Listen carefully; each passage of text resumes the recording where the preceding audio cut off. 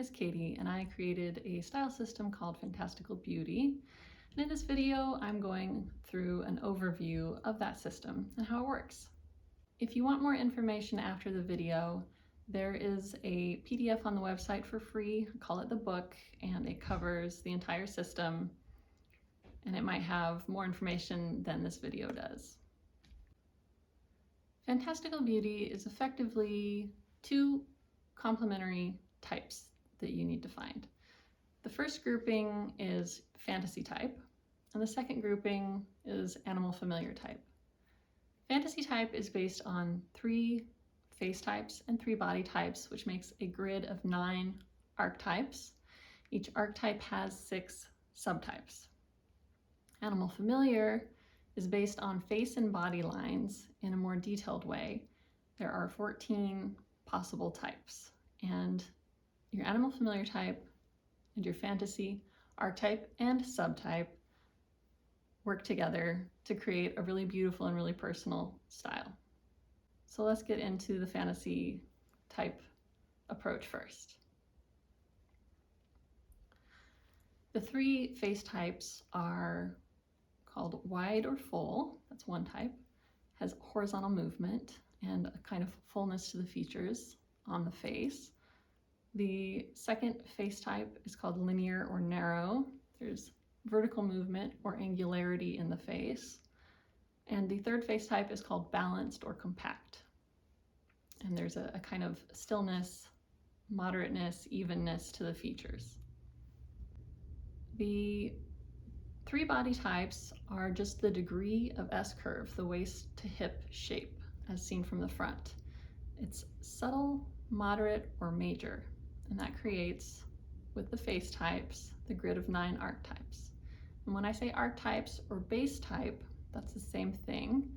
And for example, Valkyrie is a subtle S-curve and a full facial feature type, archetype, base type.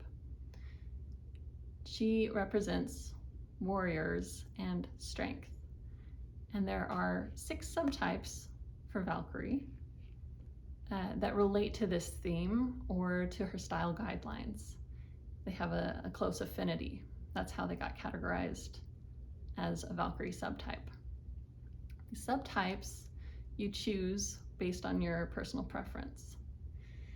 You can stick with one subtype if you just feel really strongly about it. You could change your mind month to month, week to week. You could pick 2 that you feel strongly about and sort of blend them together for your own personal blend. It creates a kind of language that makes, that I think helps create, modify, and refine your own personal style.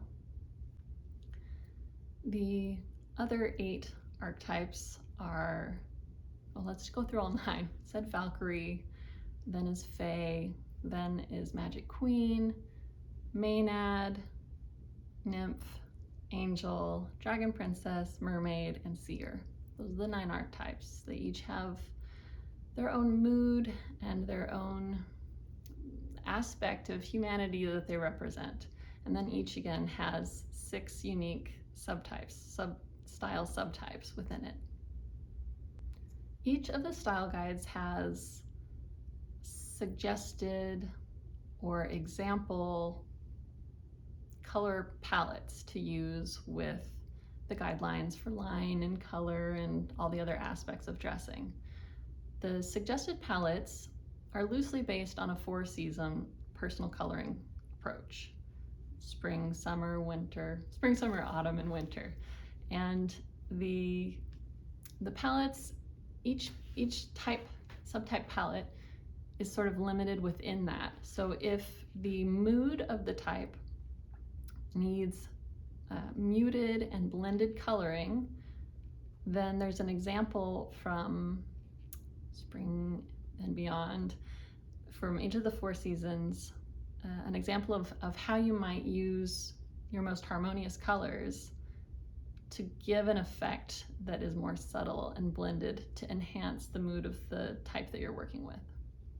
Some of the subtypes preference mood over harmony.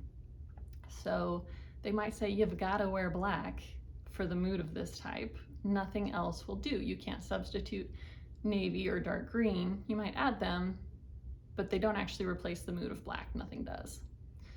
So some of the subtypes have hard color rules that overrule personal harmony, even while they show what you can budge this way or that to work with your personal color harmony.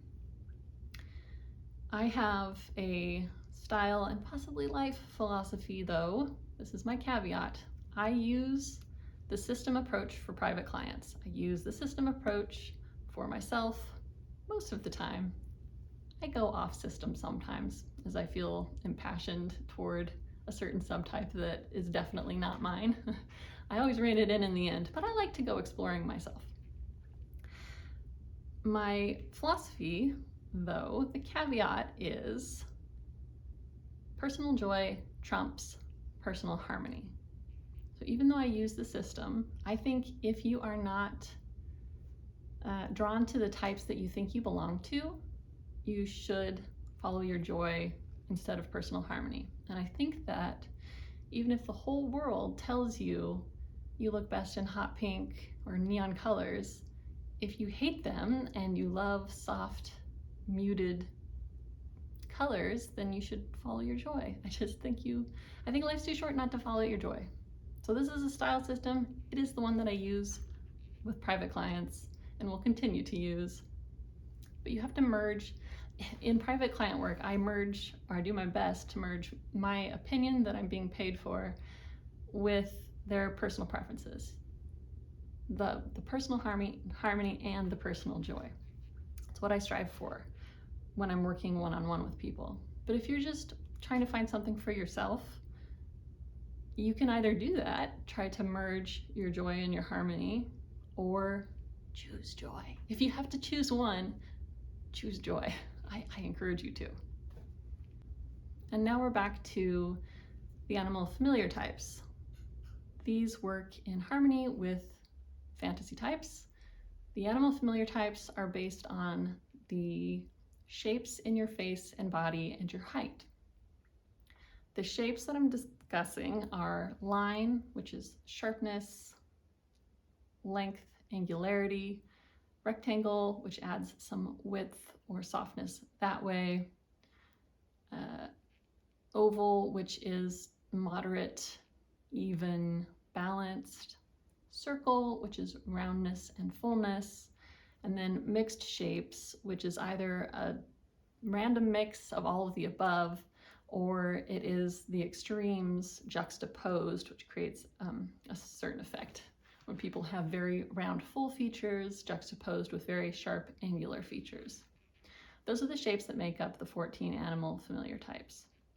It can be a little trickier to find your animal familiar type than it is to find your fantasy type, because fantasy type, there's the 3 face and the 3 body, and it has a kind of simplicity built in that you then build on with your mood and your preferences. For animal familiar, the lines, it can be more difficult to see in yourself. And I think that it's pretty common for people to get stuck between 2 types. For that, there are some tiebreaker tips in the PDF on the website that could be useful.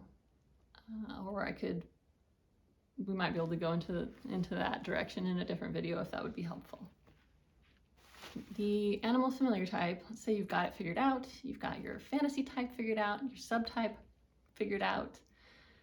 Now you look at the 2 guides and you begin to merge. You begin to merge your preferences with what the guides say. So if your animal familiar type says you need to wear head to toe one color, monochrome, and your subtype guide says color use is very mix and match, you need to try both and decide for yourself which effect you like better.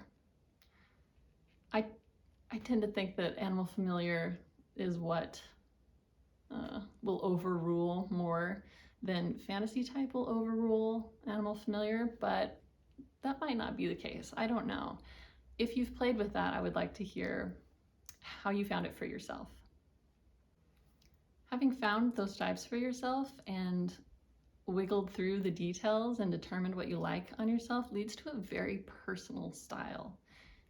Even if the types become like a kind of language for it, the end result is very personal. I think you're not going to end up in cookie cutter beige stuff like fashion does, like fashion pushes sometimes, right?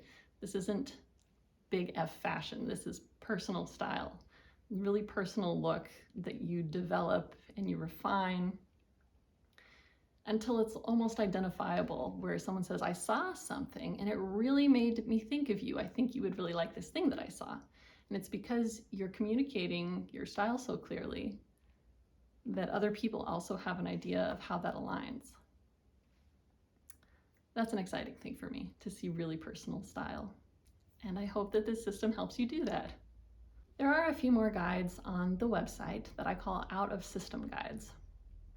There are some that are still based on fantasy, such as Rhea as an example, and some that are based on other things like Sheena, or 90s minimalism is a guide.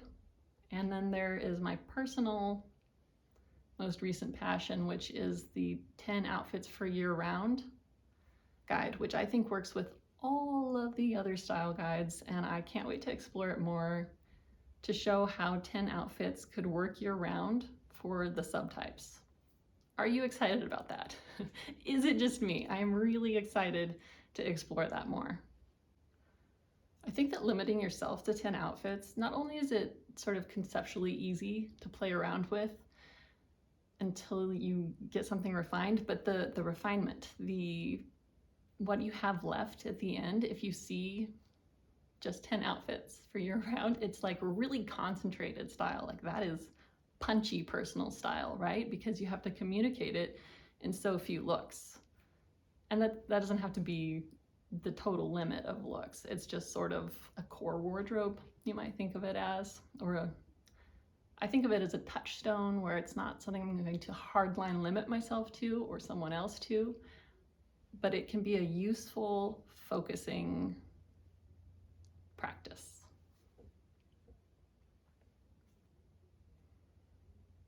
I think that does it for a system overview. If there is something you would like to hear more about or that was unclear, I can try to answer in the comments or in a future video. Again, the PDF on the website might answer any questions. I think it's pretty good still. I update it once in a while when something stands out as not being as clear as it could have been. So give it a look through, and I'll see you next time. Thanks for watching.